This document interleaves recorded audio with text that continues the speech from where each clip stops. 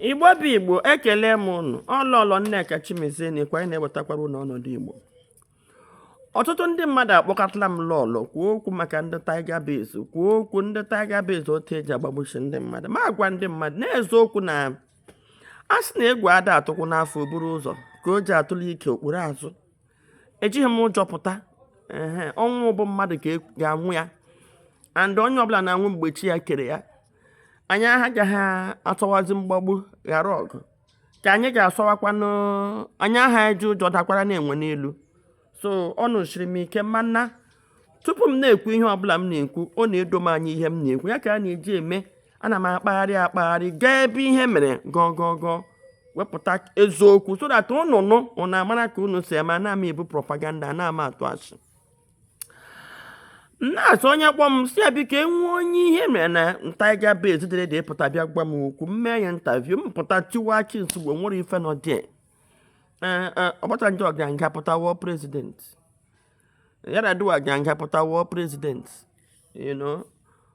ọtụtụ ndị mmadụ agaala nga, ndị nnukwu mmadụ. So ọ bụdị ihe ọhụrụ, anyị gakwa ya, anyị pụtakwa Chukwusa anyị ga-apụta, ọtụkwana anyị ga-anwụ, anyị anwụ nwere ife nọ dị. Enwe ndị na-anaghị ekwu okwu kemgbe ma anwụcha na ha asị alọta ụlọ, ana m alọta ụlọ mana anwụbeghị m. Ọ maka na Chineke ka chọọ ka m dị ndụ, mgbe ọbụla Chukwu chọọ ka m nwụọ m ga-anwụ. Ngwa geenụ m ntị ndị Igbo, ihe na-eme na Tiger Base, gị na-eme na Tiger Base. Ọtụtụ ndị sị ha agaghị ewepụta ihe ha n'ihe onyonyo kwuru ekwu okwu, ma ndị gwa ma gwa gosi m na ndị mmadụ na-akpọ mmadụ aga na Tiger Base ọhụụ ndị mmụọ. Obodo ọbụla ị ga n'ala Igbo amachiri ịga polisi. Obodo ọbụla ị ga n'ala Igbo anyị machibidoro iburu ikpe bupụ na polisi, ọkachasị ikpe ala. Ma polisi adịghị ekpe ikpe ala.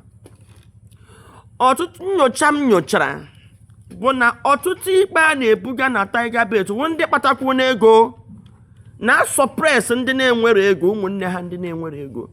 Mgbe Igbo bụ Igbo, ihe a na-eme ewe onye kpata ego, anyị na-achụpụ ụbịam. Onye kpata ego sekpụrụ nwanne ya ji ya ụzọ ego. Nke kịta onye kpata ego ọ chọọ ka ha nata ka ụmụnne ha bịa na-azụchasị ihe ndị ga na-abịa na-etiri ha mkpu. Ọka ha si sọ ha adewe obodo weta ego. M wee jisie ike wee nweta one example m ga-eji wee kwuo okwu a nke doro m anya. Ihe a na-eme na Ụmụọwa ọlụ, and onye m na-atụfegoro okwu a bụ eze Ụmụọwa, eze Magnus. Erutezi m iwe were na-erutezi m aha nne ya. Ụmụọwa awụ obodo m si o, ahụ m onye Ụmụọwa na ọlụ Ụmụobu to be precise. Ndị m na-atụfegoro okwu awụ ndị ụmụ bụ Ụmụọwa. Ihe awa ada unu na-ekwu okwu a, lọlọ Nneka Chimezie anụ nwụrụ na anụ n'ụwa niile, ọ bụrụ sọtọ na Naịjirịa bụ ada unu. And unu m ihe eji mara ụmụada awụ idozi be ndafa. Enwere okwu pụta na Ụmụọwa, enyebeghị m akpọ famili anụnwa aha, mana unu dozite nwe, unu edozite nwe ya pụta pụọ akụwa aka nsogbe anụ. Nna ha akpara akụ na ụba rụọ ụlọ na nnọ ọrụ ụlọ na Port Harcourt, ọrụ n'ụlọ, ọrụ kpata ego, gbakwa n'ala na vileji. Mgbe ọ na-anwụ ya kee ihe ya, kpọkọọ ikwu na ibe kee ihe ya. Nke dị ọkpara na-agba ihe ahụ ekere ọkpa. Ụmụọwa na-ege m ntị maka ndị na-ekwu okwu Tiger Base na polisi na otu esi agbagbuchi our youth. Ya ka m na-achọ egwu na ọnọkwa bụ unu. Obodo ọbụla la ga-adozi ebe hụ na asụsụ na ndị big men anya, ọ na-ekwesị ihe ego kpuchie eziokwu ihu dee na omebezi ọ na-atụba ọla onye Yoruba, tụba Shaba onye Awụsa. Ọ bụ oke nọ n'ụlọ gwa nke nọ n'ama na azụ nọ na ngịga. So nna ha nwụọ, dị ọkpara na ndị ụmụnne ya jụ na ha ekweteghị otu nna ha si kesi kegharịa akpọ ikwu na ibe ekegharịa. Mana tupu nna ha nwere ekpe o kere, ọ sị na ngwuru ya achọ ka ụmụ ya niile biri ebe ahụ, ụmụ 8 ụmụ nwoke ga-eketa oke biri ebe ahụ. Mgbe a na-eke oke, tupu m abanye n'okwu a ga m jụkwa nke dị ọkpara ahụ sị ya, ọ wee eziokwu na mgbe nna unu na-anwụ o kere ekpe sị ebe a ngwuru niile a unu ga-ebia? Ya sị m asịkwa mgbe ọ na-eke oke, ọ gwakwara ikwu na ibe bịara ebe a na-eke oke sị na ihe ahụ nna ya kwuru na ya ka ya kwere, ha wee kee oke agụọ kwe. Odo nwunye nwanne ya nwoke nke nwunye nna ya mụtara ruo oge ịrụ ụlọ sị ya dede ya bịa ji ya lụọ, bịa chekwa na kọmpaụnd ahụ ji ya nga o bidoro ụlọ elu nruo etu dekin level. Enwezie ka ihe si dị. ọnọta ya mechazie enye wene nne ya nsogbu nga nne ya ga na ala ka ọ zụtara rụọ ụlọ kwapụ ha kwapụ apụzi obi ebe ahụ arụtara ụlọ so o menenụ ka o siri mee ya alazie si maka enwere ndị ọdọ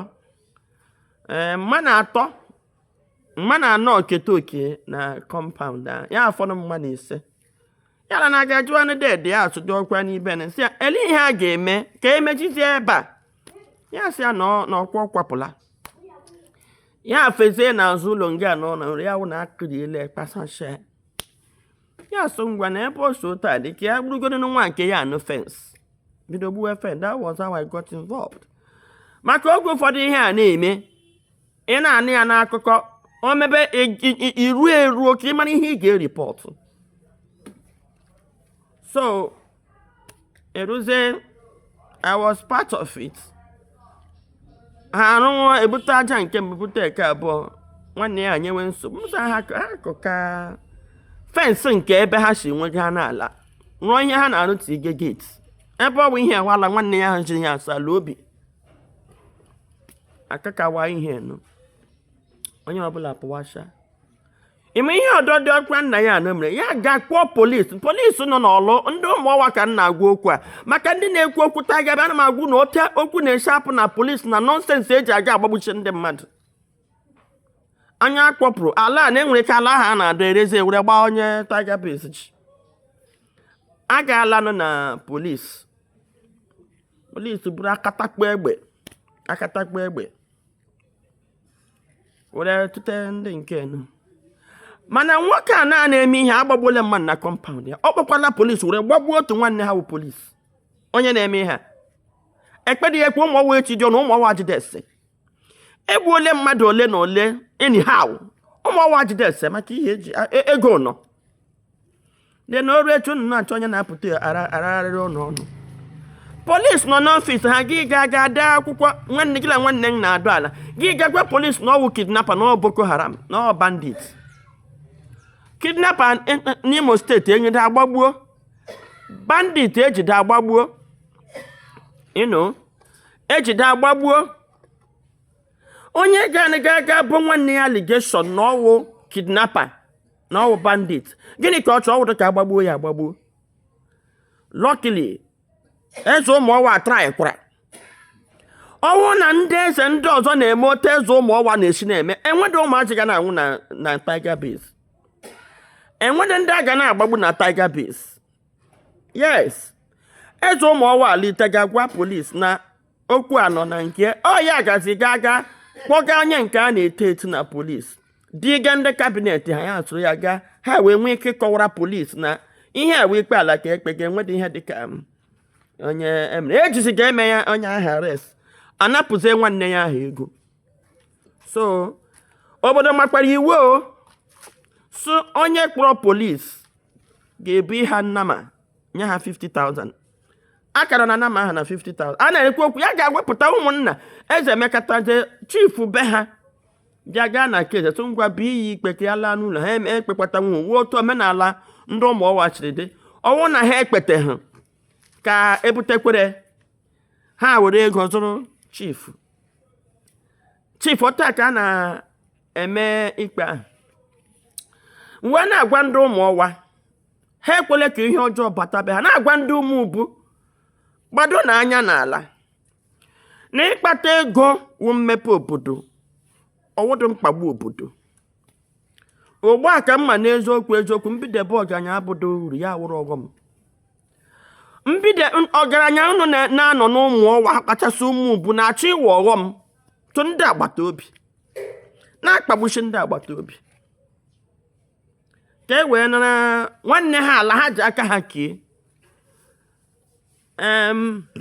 ana m ekele eze Magnus eze ndị ụmụọwa na-ekenekwa ya na ndị kabinet ya n'eziokwu wee na-agwa ndị ụmụ ubu kachasị ndị uhu okwu a nọ n'aka na ihe a na-ekwu na Tiger Base na polisi a na-aga polisi ọwụ taa ma ọ bụrụ na ndị eze obodo dịka eze Magnus si wee lite ga-aga kpọpụta nwanne ya na eze obodo na-elite ha ndị eri bribe ndị chairman ndị chief village, ndị PG.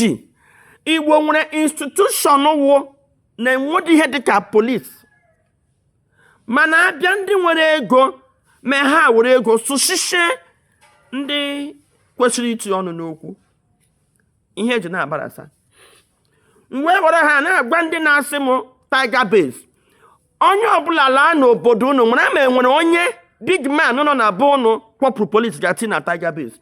Unu kwuo okwu, ya dị m sure na ọ bụrụ na eze obodo ọbụla gaa na Tiger Base jụọ ese ihe nwa ya na-eme ebe ahụ. Ha nwere ọtụtụ ichichi ekwe ebe ahụ pụọ na nke ndị eze ripọtụ ya pụọ na nke gọvanọ. Ya kpọpụta PG obodo ya ga okwu ese m na enwere ọla nọ na Tiger Base na-egbuchi ndị mmadụ enwere. Nọọ abịa ụta na nke achị m ụgbọ na-ewere ego sụshie chief ọnụ. Ya mmadụ okwu ahụ ike. Mebi asụrụ na-agbada ha ọkpa n'ala ọnwụ na eze apụta ha ga-enwuru onye na mebi from ọlụ ahụ ekweghị Tiger Base. Ọ techi aga Tiger Base. Enyocha na mụ na most of ihe na-ebu ndị mmadụ aga Tiger Base ụmụ nwa obere case wụ civil case. Maka before police ga-apụta emere nye mmadụ arrest, ọ ga-awụrịrị criminal.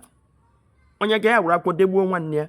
So ndị Igbo bụ Igbo, eji m akụkọ anụnwa mmanụ na-atụ ihe na-eme n'ala Igbo, ihe na-akpata eji aga police. Obodo ọbụla a ga-achụkwa be ha, ụnụ hụ mmadụ agaghị na-anọ na Tiger Base. Ndewo.